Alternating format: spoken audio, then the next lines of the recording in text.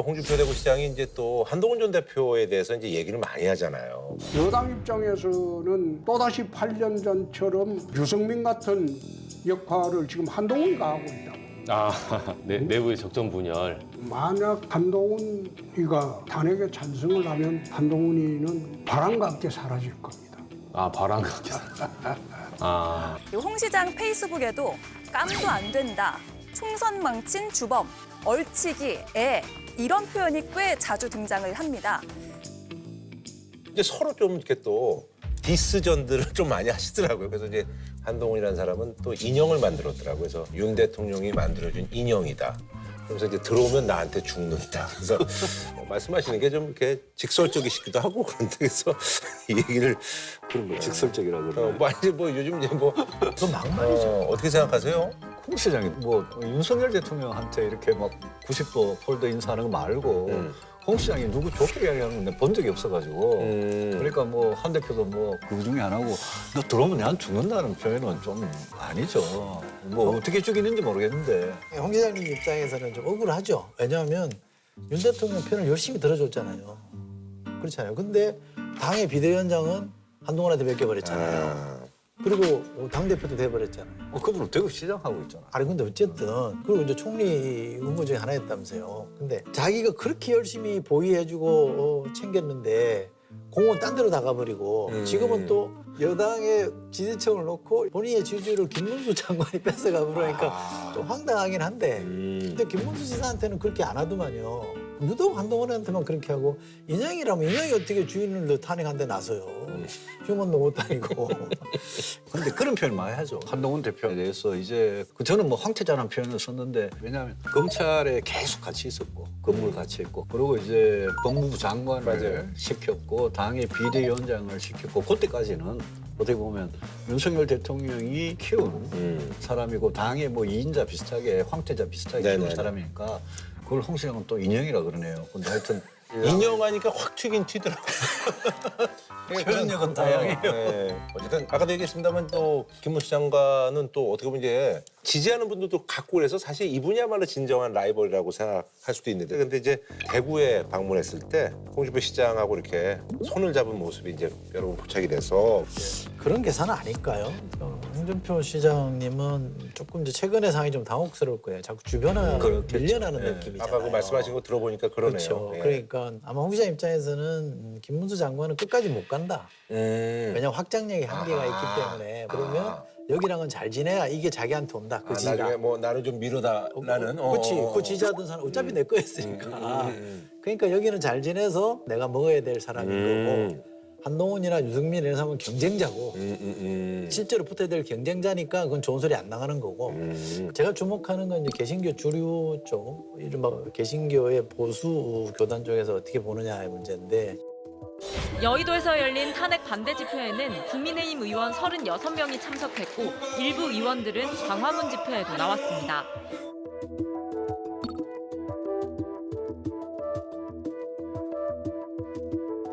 근데 그쪽은 누굴 오세훈 시장을 그러니까 그 주류들은 이제 김문수 장관이나 홍준표 시장보다는 오세훈이나 좀 확장력 있는 사람들로 좀 가보려고 하는 것 같아요. 그 저기 개신교 쪽에서는 또 유승민 뭐 전 의원님은 전혀 뭐 이렇게 아니 근데 지금 이제 확장력이라고 놓고 보면 그 바운더리는 들어가 있겠죠. 근데 네네. 이제 과거에 이제 뭐 박근혜 대통령 탄핵 때문에 아마 이제 그 사람들은 조금 주자는 면이 있었긴 있을 텐데 그래 놓고 보면 오세훈이 가장 유력해 보였는데 제가 볼 때는 근데 명리스크가 명태균 때문에 이거 이렇게 가도 되나? 명리스크가 그러니까 연명이잖아요 거기가.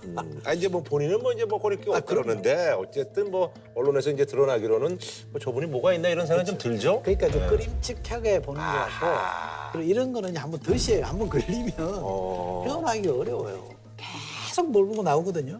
아니 그래서 여기서 이제 검찰이 그동안 이제 오세훈 시장이 난 뭐 깨끗하다 그래서 이제 제발 좀 검찰 조사를 좀 해달라 이렇게 얘기를 했는데 그 이제 오세훈 시장이 어떤 그 오랜 후원자라고 그래서 이제 여론조사 비용 이제 대납했다는 의혹을 받고 있는 김한정 씨 자택을 이제 압수수색했거든요. 여기에 대해서 오세훈 시장이 고맙다.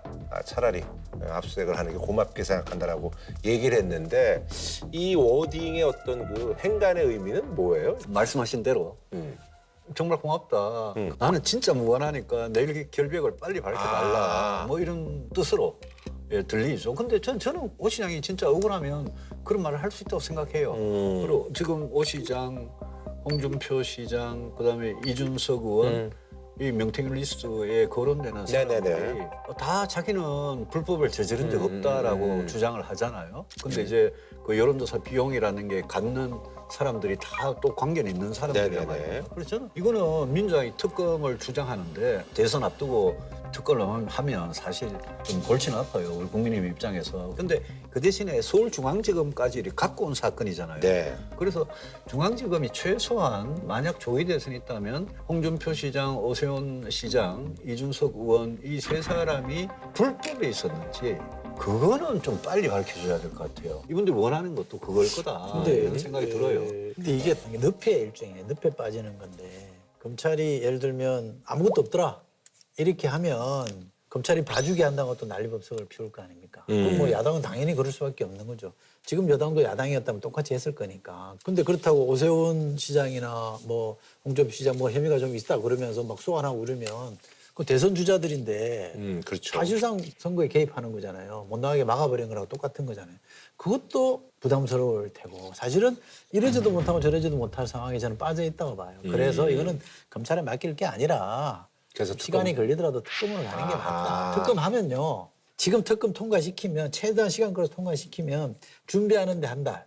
할 시간이 없어요. 솔직히 대선 전에는 나올 것도 없어요. 특검은 장난을 칠 가능성이 더 많죠. 특검이요?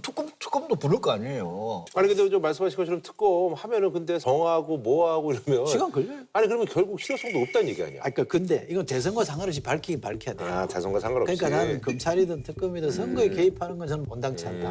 저는 그건 아니라고 봐요. 그러나 이거 그냥 선거 때문에 듣고 가자 이것도 아니잖아요. 근데 검찰한테 맡기기는 또 부담스러워요. 왜냐하면 만약에 정권이 바뀌었다. 그럼 검찰이 수사를 어떻게 하겠어요? 전례에 비춰보면 뻔한 거 아닙니까? 탈탈 털어가지고 있는 거 없는 거 다 만들어가지고 새 대통령한테 선물로 바칠 그 전에라도 검찰이 밝혀야지. 그러니까 저는 특검해서 본격적 수사는 대선 이후에 하더라도 특검으로 가야 그나마 신뢰를 얻을 수 있다고 봐요.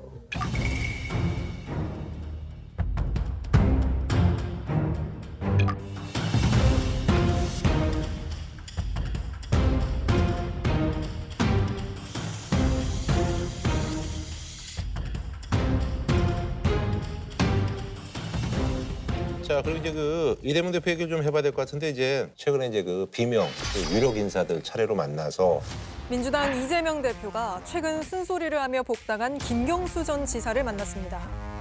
우리 김경수 전 지사님 복당을 진심으로 환영합니다. 아이고 얼마나 고생입니까.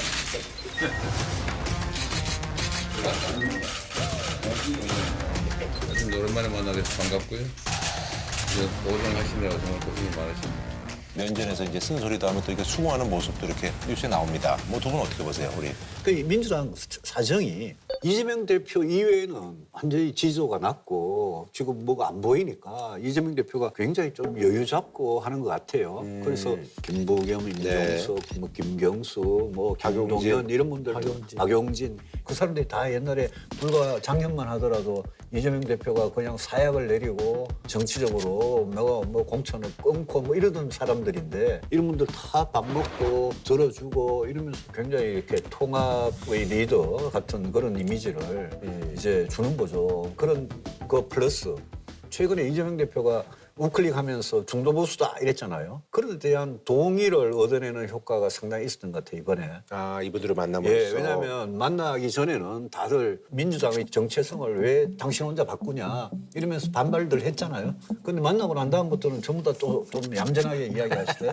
그래서 제가 이재명 대표는 일단 당내를 평정하는 그다음에 자기가 좀 중도 보수라고 민주당의 정체성하고 안 맞는 이야기를 해도 반발이 좀 최소화하는 이런 효과는 확실히 거둔 것 같아요.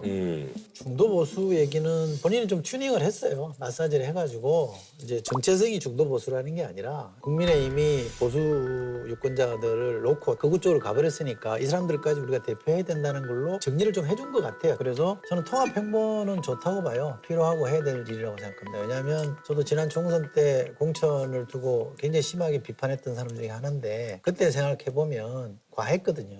그러면 이제는 다 힘을 모아서 같이 가자라고 해야 되고 근데 비명 주자들도 그게 동의할 수밖에 없는 구도가 돼버렸어요. 왜냐하면 윤 대통령이 계엄을 해가지고 내란을 일으켰는데 우리끼리 또 옥신각신 싸울 거냐 이 딜레마가 있어요. 그러니까 어쩔 수 없이 지금은 다 통합이라는 구도 속으로 갈 수밖에 없어요. 근데 문제는 보여주기로 끝날 거냐 실제로 이 사람들이 어떤 목소리 내게 해줄 거냐는 이게 핵심이라고 보거든요. 저는 과거에 이명박 대통령이 인기가 없을 때 막 헤맬 때 그 당시에는 여당이 중심을 잡았잖아요. 박근혜 대통령을 중심으로 해서 이른바 친박계가 딱 비주류가 버티고 앉아서 세종시 수정안도 부결시켜버렸잖아요. 이명박 대통령이 심혈을 기울여서 밀어붙이는 것도 여당이 부결시켜버렸거든요. 네, 기억나요. 그러니까 과반의석이 있었는데도 사실 과반의석이 없는 거랑 똑같다 그러잖아요. 이재명 대표가 지금 170석, 180석 갖고 있다는 것 때문에 공포 마케팅을 할 거 아니에요, 여당에서. 그러면 당내 비주류가 한 20, 30명이 목소리를 내게 해주고 그 사람들이 딴 입장을 제시를 하면 과반이 무너지는 거예요. 그렇게 해서 견제가 되는 당내의 반대 정파의 존재를 허용을 해야 되고 그러면 이재명 대표에 대한 공포 마케팅 문제가 상당히 희석화될 거라고 보거든요. 그러면 대통령 되는 게 훨씬 쉬워요. 민주당 안에 그 현역 의원 중에 뭐 그런 사람이 얼마나 있는지 모르겠어요. 있어요. 모르겠는데 근데 20, 30명이 돼요? 있어요. 그래요? 국민의힘 지금이 하면 입장에서는 납득 없더니. 네, 국민의힘 입장에서는 이재명 대표는 저렇게 당내 광폭 행보를 하는데 우리는 탄핵에 대한 찬성 반대를 가지고 싸우고 있잖아요. 근데 탄핵 심판이 결정이 나면 경선 과정이 이제 시작이 되면 탄핵 찬성 반대를 가지고 서로 배신자라 그러고 서로 당 나가라 그러고 그게 경선 후유증 비슷하게 남으면 그러면 이재명 대표가 지금 민주당의 비명계를 통합하는 뭐 쇼인지 뭔지 몰라도 그렇게 하는 거하고는 상당히 대비가 될 거 아니에요. 국민의힘은. 그럼 또 이제 당내 분열 같은 걸로 비치니까. 유권자들한테 좀 실망을 줄 수 있겠네요. 예, 그래서 저 입장에서는 탄핵 찬성 반대한 거 가지고는 우리끼리 당을 쪼개지 말자. 그걸 가지고는 분열하지 말자. 이게 이제 제가 맨날 주장하는 탄핵의 강을 건너자는 건데 그거 고민하는 수밖에 없죠. 자, 그리고 이제 사실 이제 이재명 대표가 연일 뭐 여러 가지 이슈들을 지금 쏟아내고 있는데 사실 상속세 관련해서 많은 분들이 또 궁금해하십니다. 더불어민주당 이재명 대표가 SNS를 통해 이 기준을 최대 18억 원까지 올리자고 깜짝 제안했습니다. 강남 서초 송파 이렇게 세 군데만 18억 원이 넘습니다. 강남 3구의 아파트 가지고 있는 사람들이 중산층이라고 할 수 있겠습니까? 그래서 이게 민주당이 제시한 상속세 개편안이 어떤 건지에 대해서 이제 간단하게 좀 설명을 해주시고 여기에 대한 얘기를 좀 한번 해보도록 하죠. 예. 지금 간단하게 말하면 네. 이제 공제를 10억 해주던 거를 18억으로 올리자는 거죠. 그렇죠. 그러니까 우리가 인적 공제라 그러잖아요. 네. 상속인들 전체가 일괄 공제해 주는 게 있고 자녀 공제해 주는 게 있고 배우자 공제해 주는 게 있거든요. 근데 그걸 가지고 이제 엮어서 이재명 대표는 18억 이야기를 한 건데 저는 상속세 문제는 그거는 건드릴 필요는 있어요. 왜냐하면 그 세율하고 과표 구간이 이제 5단계가 있는데 이게 과표 구간 세율을 한 번도 안 바꿨어요. 상속세는. 그동안 법인세, 근로소득세는 중간에 제법 그래도 건드렸어요. 많이 올라. 근데 집값이 얼마나 올랐으면 그렇죠. 물가가 이제 뭐 집을 상속하니까. 네, 물가가 얼마나 올랐으면 이런 걸 보면 이번에 좀 합리적으로 바꾸긴 해야 돼요. 민주당이 감세 드라이브를 걸고 있어요. 종부세도 낮췄죠. 금투세, 금융투자세도 보류했죠. 가산 자산에 대한 세금 내기는 것도 보류했죠. 이번에 이것까지 나오죠. 지금 이제 근로소득세도 손을 댄다는 거 아니에요? 감세는 원래 보수의 아젠다거든요. 우리는 지금 이제 민주당이 지금 감세 드라이브를 걸고 있어서 이게 뭔가 좀 이상하다는 생각도 드는데 저는 감세 드라이브가 제 개인적인 판단은 좀 과하다. 너무 많이 나가고 있다는 생각은 해요. 총평을 하자면 그렇고. 그러나 상속세 문제만큼 그런 정도 가도 되겠다 싶어요. 물가 감안하면 과거에 5억이었던 게 대체로 한 뭐 9.8억 정도가 된다고 하니까 그런 정도면 18억, 25억 이 정도로 나는 올리는 거는 뭐 그런 정도로 가능하다. 근데 반론이 있을 수 있잖아요. 18억짜리 집 가지고 있는 사람이 중산층이냐 이런 문제들이 가능할 거거든요. 그러면 중산층을 위한 대책이 뭔지에 대한 답을 또 내놔야 되는 게 있어요. 그리고 이재명 대표는 하고 싶은 게 많잖아요. 지금 뭐 기본사회도 있고 재정이 들어갈 게 천지인데 자꾸 감세만 하면 돈을 어디서 갖고 올 건데 지금 우리나라가 성장 잠재력이 떨어진 게 현 정부 들어와서 너무 이 재정 정책을 안 쓰고 예산을 줄여버리잖아요. 사실상 돈을 안 쓰다 보니까 생긴 문제가 있는데 다음 정부는 그걸 해야 되잖아요. 이거 다시 올리려면 재정 정책이 크게 활용이 돼야 되고 거기 들어갈 돈이 많은데 자꾸 감세만 하면 결국 그러면 부채? 국가 부채만 늘릴 거냐 이런 걸로 연결돼서 조금 더 종합적인 청사진을 내놓고 좀 설득을 하면 좋겠다 싶어요. 네. 저는 정부가 최근에 낸 중재안 비슷한 게 있어요. 거기 보면 18억까지는 아니고 일괄 공제를 5억에서 10억으로 올리고 또 자녀 공제를 5천만 원이었던 걸 4억으로 올리고 하는 그게 정부안이 최근에 나왔어요. 네네네. 저는 정부안이 괜찮은 것 같아요. 오히려 14억이 더 괜찮다는 예, 말씀이시죠? 정부안대로 가면 좋겠다. 이 정도 생각은 저는 하고요. 그거 말고 이런 게 있어요. 상속세 문제는 유산세라 그래서 배우자가 있든 없든 자녀가 몇 명이든 관계없이 상속하는 재산 전체를 가지고 세율을 매겨버려요. 예. 근데 유산 취득세라는 건 뭐냐면 상속받는 각자가 자기가 받는 만큼만 네네. 이제 세금을 내는 거예요. 그렇게 되면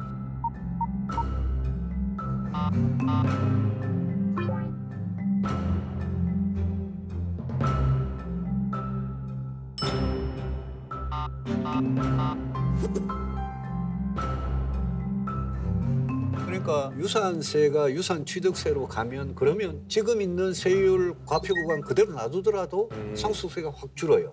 개인이 왜냐하면 가져야 개인이 돼. 다 예. 전체로 안 하고 예, 예. 개인으로 나눠서 하니까. 물론 그 상속받는 사람이 한 사람이면 똑같아요. 네네네. 그런데 그 유산취득세를 정부가 되게 하고 싶어 하거든요. 그래서 민주당이 유산취득세로 바꾸는 거를 찬성해주면 그거야말로 일부 중산층의 이제 세부담을 상당히 줄일 수 있다 이런 생각이 들고 그리고 이재명 대표는 선거를 의식해서 그런지 인적 공제만 쫙쫙 늘려주는 이것만 이야기하는데 기업들이 중소기업, 중견기업들이 가업 승계할 때 상속세 혜택을 지금보다 훨씬 더 좀 유연하게 했으면 좋겠어요. 아니 근데 가장 이제 쟁점이 되는 게 최고세율 인하 부분인데 국민의힘이 50%에서 최고세율을 40% 낮추자. 예. 민주당은 이거는 완전히 뭐 부자 감세다. 그래서 이제 반대하는 그런 입장이거든요. 여기에 대한 뭐 생각은 어떠세요? 그 이제 50%에서 40%를 낮추면 대상이 955명이래요. 민주당 주장에 하면 그 소수를 위해서 이걸 낮춰야 되냐 이런 주장인데 뭐 그것도 일리가 있긴 합니다만 저는 단 한 명이라도 세금을 당연시 하면 안 된다 저는 생각하거든요. 열심히 번 사람한테 세금을 거둘 때 그 사회는 충분히 그 사람한테 보상도 하고 뭔가 인정을 해주는 사회적 인정이라는 게 필요한데 마치 부자가 죄인 것처럼 네 돈 많이 버니까 뺏어야 된다 이런 식으로 접근하는 건 안 맞다고 저는 생각해요. 그리고 또 하나는 여론조사를 해보니까 이 낮추는 거에 대해서는 한 70%가 동일해요. 네네. 그러니까 민주당 지지층이나 뭐 진보 지지층이나 다들 동의하는 비율이 높은 건 사실이에요. 그러면 955명이라도 제도가 불이합리하면 고칠 수 있는 거죠. 다만 얼마 어떻게 할 건지는 저는 좀 실태조사 같은 걸 좀 해보고 좀 하면 좋겠다. 그러니까 너무 서두르지 않고 선거 공약화시켜서 막 밀어붙이지 않으면 좋겠어요. 최고 세율이 우리는 50%고요. 네. 기업 가끔 최대 주주의 경우에는 할증이 할증을 해가지고 네. 60%예요. 네네네.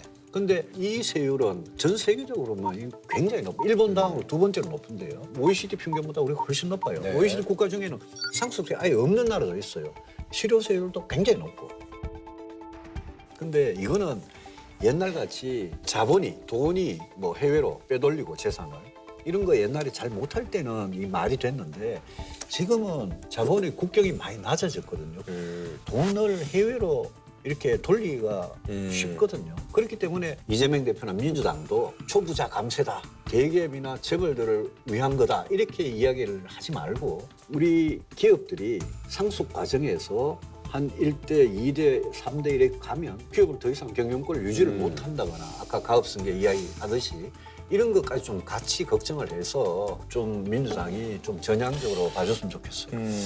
근데 이재명 대표가 왜 저렇게 세금 깎아주는데 이른바 목을 메고 있을까로 생각해 보면 원래 서울이 전통적으로 서울 포함 수도권이 민주당이 강세인 지역이잖아요. 2012년에 박근혜 문재인 후보 붙었을 때 박근혜 후보가 108만 표 정도 이겼거든요, 전국적으로. 근데 서울에서는 문재인 후보가 20만 표 이겼어요. 네. 근데 이 흐름이 쭉 오다가 어디에 바뀌었냐면 2021년 4.7 재보궐선거 때 그래서 87만 표가 졌어요. 오세훈 후보하고 박영선 후보가 붙었을 때. 서울시장 보궐선거에서. 그러니까 예. 25개 부에 전체 다 져버렸어요. 그만큼 압승을 해버린 거예요. 그러니까 이게 뭔가 기류가 바뀌었잖아요. 그리고 지난번 윤석열하고 이재명 붙었을 때 전체적으로 24만 표 이겼거든요. 전국에서. 네. 근데 서울에서는 31만 표 이겼어요. 그러니까 이 흐름이 계속 이어지고 또 종부세라는 대상자를 따져보니까 서울만 따지고 보니까 2017년과 21년을 보니까 한 35만 명이 늘었다는 거예요. 그러면 서울에서 31만 표 졌어.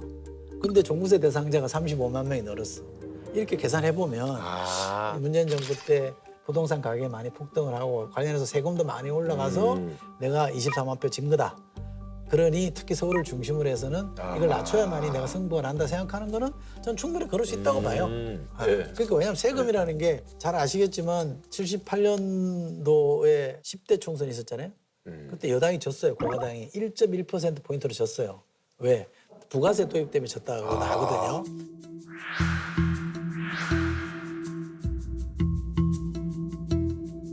그러니까 세금은 선거로서 놓고 보면 진짜 이건 독약이거든요. 세금 올리는 거는. 그러니까 충분히 그럴 수 있죠. 그런데 지난 대선에 24만 표 차이로 진 게 이 세금 때문에 우리를 원래 찍기로 했다가 돌아선 사람이냐 아니면 뭔가 본인과 관련된 뭔가 문제가 있어서 안 찍은 거냐. 만약에 후자라고 놓고 보면 감세가 효과 없을 수 있거든요. 그렇죠. 그러니까 진단이 잘못된 것일 수도 있잖아요. 그러니까 부동산 가격 폭등과 세금 때문에 상당히 곤란을 겪었다는 걸 감안해 보면 그럴 수도 있겠다 싶은데 저는 자신은 못하겠어요. 이게 꼭 효과가 있을지는. 우리 국민들께서 좀 아셔야 될 거는 서울에 아파트값이 워낙 비싸잖아요. 특히 뭐 강남, 서초, 송파 이런 벨트 굉장히 비싼데 우리나라 전체로 보면 우리나라 가구당 평균 자산이 5억 4천만 원 정도밖에 안 돼요. 평균이.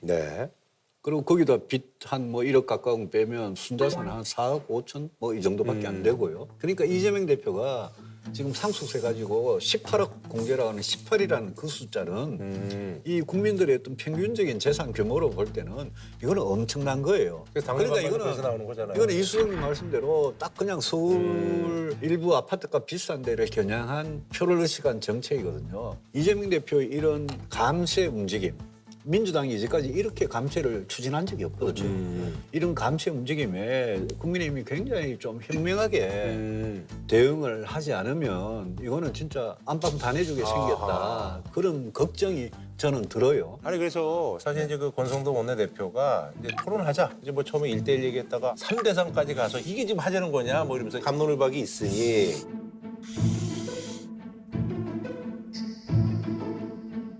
이재명 대표가 갑자기 말을 바꾸면서 급이 맞지 않는다고 하면서 3대3 토론을 제안했습니다.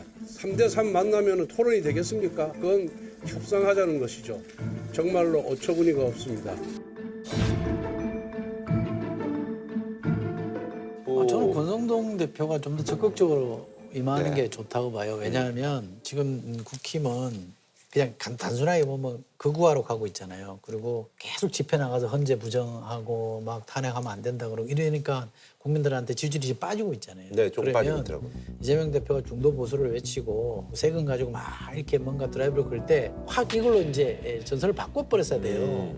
그러면 극우아니 뭐 헌재 부정이니 뭐 폭력이니 이런 걸 다 좀 걷어내지거든요. 자연스럽게 그런 리더십을 못 보여주는 것 같아요. 이렇게 하면 백약이 무약이에요. 아무것도 안 돼요. 글쎄요, 저도 그 광화문 집회, 여의도 집회 가는 거 좀 그만하고 세금만 이슈가 아니잖아요, 지금. 연금도 있고 뭐 의정 갈등 얼마나 심각합니까? 그런 걸 가지고 당 지도부가 그래 1대1 토론하자 이렇게 하면 좋겠고 이게 권성동 대표가 원내대표이기 때문에 안 맞으면 권영세 비대위원장이 나가서 토론을 하든지 저는 토론하는 건 좋다고 생각해요. 근데 왜 안 되는 거예요? 지난주 갤럽 조사 보면 이재명 대표가 35% 지지율이거든요. 국회 후보 다 합친 게 24%예요. 한 사람 지지율 다 합친 거잖아요. 그러면 야 이거 안 되겠다 뭔가 분발하든지 뭐 터닝을 해서 이제 전략을 새로 써야 되겠다는 각성이 나올 법한데 그냥 그대로 고집하는 건 도대체 잘 이해를 못 하겠어요. 왜 저러는지. 잘 이해를 못 하겠어요. 왜 저러는지. 저 쳐다보지 마세요. 저도 이해가 안 돼요. 별로 할 말이 없으신 것 같아요 거기에 대해서. 답답하신 거죠. 근데 뭐 어쨌든 탄핵 뭐 인용이 될지 뭐 기각이 될지가 이제 나오니까 그때까지는 뭐 이 분위기가 확 바뀔 수는 없잖아요. 그죠? 근데 그때 돼서 딱 요시 딱 바꾸시다 이렇게 돼? 그게 이제 잘 안 되니까 우리가 빨리 입장 정리해가지고 바꾸자라고 했는데 당연히 그럼 그때도 광화문 집회는 이어질 텐데. 그렇죠. 그때 또 갈 거예요. 왜냐하면 만약 탄핵이 인용이 되면 안 그랬으면 좋겠지만 계속 과격한 어떤 시위 같은 게 있을 수 있잖아요. 굉장히 안 좋은 일이지만. 근데 똑같은 사람, 똑같은 지도부인데 갑자기 180도 바뀌어가지고 새로운 무슨 전략으로 나가고 그게 가능하겠냐. 지금 생각해보면. 그건 답답한 일이죠. 박근혜 대통령은 진짜 애국심이 있었던 사람 같아요. 이렇게 안 했잖아요. 안 했죠. 기각될 거라고 믿고 있었다고 치더라도 현재가 딱 파면하고 나서도 군소리 안 하고 수사받고 공론 분열 안 시켰잖아요. 지금 이 윤 대통령 그렇게 안 하잖아요. 나라를 완전히 난장판을 만들고 있잖아요. 그 사람하고 손절해야지 선거를 치르죠. 손주를 그렇게 자꾸 갈등을 부추기는 이야기를 하지 마시라고. 탄핵에 찬성을 했든 반대를 했든 우리는 당이 안 쪼개고 가는 게 제일 급선무예요. 아니 윤함으로 손절해야죠. 탈륜해야죠. 아니 그거는 이제 결정이 나면 그때 가서 뭔가 지금 또 해야죠. 근데 아니 진작 하자고 그랬어요. 진작 하자고 그랬는데 안 되니까 어떡합니까? 자꾸 왜 유승민 의원님한테 하나 대표님이 잘 되기를 바라네. 알겠습니다. 어쨌든 뭐 그런 말씀 감사드립니다. 예, 고맙습니다. 사실 이제 좀 김문수 장관 좀 얘기를 해야 될 것 같은데 어쨌든 이분이 뭐 지난번에 이제 국힘에서 대선 후보 중에서 일이 깜짝 등장해서 근데 이게 그래도 꽤 지속성 있게 지금 가고 있습니다. 그래서 최근에 노동개혁 세미나에 이분이 이제 등장하셨는데 여기에 국민의힘 의원이 60여 분이나 모여가지고 야 이게 뭐 실질적인 어떤 대선 캠프 출정식이 아니냐 주변에서 이런 얘기들이 좀 들리고 있습니다. 예. 지지율이 깡패잖아요. 예. 어떠세요? 제가 볼 때는 지금 피크인 것 같아요. 이제 빠질 것 같아요. 아 그래요? 네, 왜냐하면 이분이 정광훈 씨랑 연결돼 있잖아요. 정광훈 집회도 너무 많이 나가고 실제로 만약에 선거전 들어가면 공격당할 때 너무 많은 거 아까도 말씀드렸잖아요. 정광훈의 광화문파와 소년보의 여의도파 간의 경쟁에서 지금 주류는 소년보 쪽으로 가고 있다 그러잖아요. 근데 그 소년보파는 만약에 네. 탄핵이 인용이 될 시에는 누굴 미는 거예요? 그럼 그러니까. 유승민 의원님을 그때 되면 그 좋은 이야기. 그 사람들은 네. 이길 만한 후보 쪽으로 간다니까요. 지금 여의도파나 개신교 주류, 기독교 주류들은 그리 갈 가능성이 많아요. 네네. 그러면 김문수 후보에 대한 지지율이 빠지겠죠. 김문수 장관 네. 말씀하신 지금은 뭐 고용노동부 네네네. 장관이잖아요. 그러니까 뭐 노동개혁 세미나에 오셨는데. 근데 이제 그분이야 그런데 이제 뭐 예. 국민의힘 의원 60여 분이 이제 간 거에 대해서 예, 뭐 그거는 아마 김문수 장관도 그 정도로 사람들이 해석할 거다 정도야 알고 봤겠죠. 그 민감한 시기에. 네네. 근데 우리 김문수 장관님 오랫동안 정치 같이 해서 잘 압니다. 잘 아는데 이제 옛날에는 굉장히 왼쪽에 그쵸. 예, 계셨다가 너무 많이 보수 했었거든요. 정당에 네. 왔다가 우리 당이 굉장히 오래 있었죠. 경기도지사 뭐 예, 경기도지사도 하고 국회의원도 3번인가 하고 근데 낙선을 2번을 하고 서울시장하고 그렇죠. 또 네. 대구에서 네. 그러고는 최근 한 5년 정도를 자유통일당을 했거든요. 정광훈 목사하고 네네네. 같이 자유통일당을 하면서 이제 완전히 거리의 투사가 되신 분이라서 국힘 당적은 있어요. 그것도 저는 잘 모르겠어요. 자유통일당 당적을 얼마 전까지 그럼 이중 가졌는데 당적은 안 되잖아요. 경산원 위원장 하면 고용노동부 장관 하면서 당적을 버렸는지 그거는 뭐 확인을 해봐야 되는 문제인데 근데 이제 이분이 저희가 말하기 좀 조심스럽긴 한데 근데 뭐 김구 선생이 중국 국적이다. 네네. 김구 선생 국적이 뭡니까? 김구 선생 국적은 뭐 여러 가지 그 있습니다만 중국에서 중국 국적을 가졌다는 이야기도 있고 여러 가지 있는데 그 부분은 제가 국사학자들이 다 연구해 놓은 게 있습니다. 일제 강점기에 살았던 우리 선조들은 국적이 일본입니까? 나라가 다 뺏겨서 일본으로 강제로 다 그러면 저의 부모님, 후보자의 부모님 일제 치하의 국적이 일본입니까? 일본이지 그걸 모르십니까? 이런 이야기가 이제 굉장히 좀 나가는 이야기, 너무 나가는 이야기고 단일 종족주의라는 책 아세요? 네. 몇 년 전에 그 전국을 뭐 아주 우리 논란으로. 뭐 식민지 건대화론 그거를 쓰면서 그 안에 이제 위안부나 강제징용 문제나 뭐 독도나 이런 데 대해서 우리 국민들 입장에서 받아들이기 굉장히 힘든 내용들이 그 안에 있거든요. 근데 그 반일 종족주의라는 책에 굉장히 빠져 계신 분이에요. 김문수 장관이. 그래서 사석에서 사람을 만날 때 그 책 이야기를 굉장히 하신대요. 그래서 저는 그분의 상당히 그런 극우적인 그런 입장들이 국민님 안에서 저하고 제일 이렇게 보면 극과 극에 계신 분 같아서 그분이 만약 출마를 하시게 되면 당원들하고 우리 지지층, 우리 국민들이 결국 이제 후보를 뽑을 건데 나중에 네? 이재명 대표는 우리 안방까지 다 쳐들어와가지고 중도 보수라고 저러고 있는데 김문수 장관 같은 분 내세워가지고 이길 수 있느냐 그 점을 아마 우리 국민들이나 당원들께서 네, 판단하시지 않겠어요? 김문수 뭐 현상이라고 표현하죠. 김문수 그렇죠. 현상에 대해서는 저는 강하게 맞서야 된다고 생각해요. 대표이나 아니면 보수를 대표하시는 분들은 강하게 맞서야 되고 이게 논리적으로 그 당시 일제시대 국적이 일본이었다 이렇게 얘기하면 8.15가 광복이 아니고 패망의 날이 되잖아요. 나라 망한 날이에요.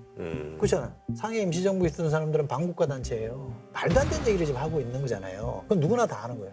제가 볼 때 본인도 알 거라고 생각해요. 그러다 보니까 극우와 보수 간의 싸움을 벌여야 될 판이에요. 이게 우선 정리가 돼야 돼요. 그 싸움이 거칠고 난폭하게 진행되더라도 해서 정리가 돼야 국민들이 아 진짜 저 당이 보수 정당이구나. 보수 본령을 안 벗어나구나는 신뢰를 얻을 수 있거든요. 근데 같은 당이라고 해서 물정 넘어간다? 안 돼요. 물정 안 넘어가요. 근데 우리 안 와닿죠. 이 국민의힘이 그거를 내몰고 내쫓아낸다. 그럴 필요는 없는 것 같아요. 쫓아내야죠. 민주당도 극자는 쫓아내야죠. 민주당도 극자들이 더더더 붙어 있잖아요. 없어요. 왜 없어요? 제가 뭐 당적은 없죠. 극자는 없어요. 아니 근데 우리가 그거를 쫓아낸다 이거보다 우리가 너무 오른쪽에 가버린 거예요 지금. 그래서 우리 이수정 말씀하신 대로 보수를 튼튼하게 지키고 거기에 좀 극우적인 생각하는 분들 그분들도 허용을 하는 거죠. 그렇게 할 수 있는데 말도 안 되는 이유로 군사력을 동원해서 개헌한 사람에 대해서는 한마디도 안 하면서 그거는 진작 정리했으면 좋고 맞다, 이거지. 앞으로 언젠가는 정리해야 되는 문제니까. 그러니까 국민들이 우선 야 너나 잘해 우선 능력하지 말고 이거라니까요. 오케이 할게요. 예, 그 얘기는 이제 뭐 이 정도까지만 하고요. 김문수 장관이 이제 그 중도 확장성이 부족하다 이런 지적에 대해서 이제 김 장관이 나는 사실 노동운동부터 시작해서 가장 밑바닥부터 출발했다라고 이렇게 반박을 하고 있는 상황인데요. 어떻게 보면 이제 정치인들이 이렇게 극각으로 이제 변신한 거잖아요. 두 분은 이거에 대해서 어떻게 보시는지 이런 사례들이 꽤 많거든요. 유인태 의원님께서 네. 재밌는 말씀 하시는데 극과 극은 통한다고. 네네네. 그런 얘기 많이. 예, 남극도 춥고 북극도 추우니까 시중에 많이 떠돌더라고요. 예. 그러니까 김문수 장관 같이 굉장히 왼쪽에 계시는 분이 이제 보수 쪽에 오면 더 좀 극단적으로 가는 경우가 있고 사실 진보에서 보수로 넘어온 분들이 훨씬 많아요. 많죠. 그죠? 따뜻하니까요. 뭔가 따뜻해서 그렇다기보다 따뜻하죠. 젊은 시절에 뭔가 이상을 가지고 하다가 진보의 어떤 이중성이나 진보의 위선이나 이런 데 좀 환멸을 느껴가지고 보수로 이렇게 넘어오신 그런 정치인들은 저는 많이 봤어요. 그리고 시대적으로 보면 사실 소련의 패망이나 맞아요. 예. 그다음에 북한이 계속 저런 참상을 보이고 있는 거나 중국도 변하고 나서 지금 잘 살잖아요. 그런 거 보면서 옛날에 뭐 막시즘 그런 사회주의나 공산주의 이상에 빠졌던 그 뭐 운동권 출신들이죠. 그분들이 보수로 넘어온 경우는 많고 원래 젊을 때 보수였는데 진보로 넘어간 분들은 저는 잘 못 봤어요. 이렇게 봐야 된다고 저는 생각하는데, 그러니까 스펙트럼이 진보가 있고 보수가 있는데 진보의 왼끝 쪽이 극자가 있고 보수의 맨 오른쪽이 극우가 있다. 네. 이렇게 보시면 안 돼요. 보수 진보는 정상적인 이념입니다만 극자와 극우는 극단주의이기 때문에 이거는 보수 진보의 틀 안에 있는 사람들이 아니에요. 이 틀 밖에 있는 사람들이에요. 일리가 있는 그러니까 극자와 극우로 가는 거는 그건 자연스러운 거예요. 근데 보수가 진보로 간다, 진보가 보수가 이렇게 표현하는 거는 저는 틀렸다고 보고 극자와 극우라는 극단주의는 우리가 포용할 수 있는 이념이 아니기 때문에 그런 사람들은 걸러내야 돼요. 근데 이거는 필요한 것 같아요. 그러니까 보수에서 진보로 가든 진보에서 보수로 오든 뭐 극자에서 극우 왔다 갔다 하든 정치하는 사람은 자기가 왜 이러는지 국민들은 설명을 할 수 행위에 있어야 대해서. 됩니다. 행위에 대해서. 근데 수십 년 동안 이쪽에 있다가 갑자기 이쪽에 와갖고는 그다음부터 아무 설명이 없어요. 그거는 좀 문제 있지 않나요? 문제 많죠. 예. 자,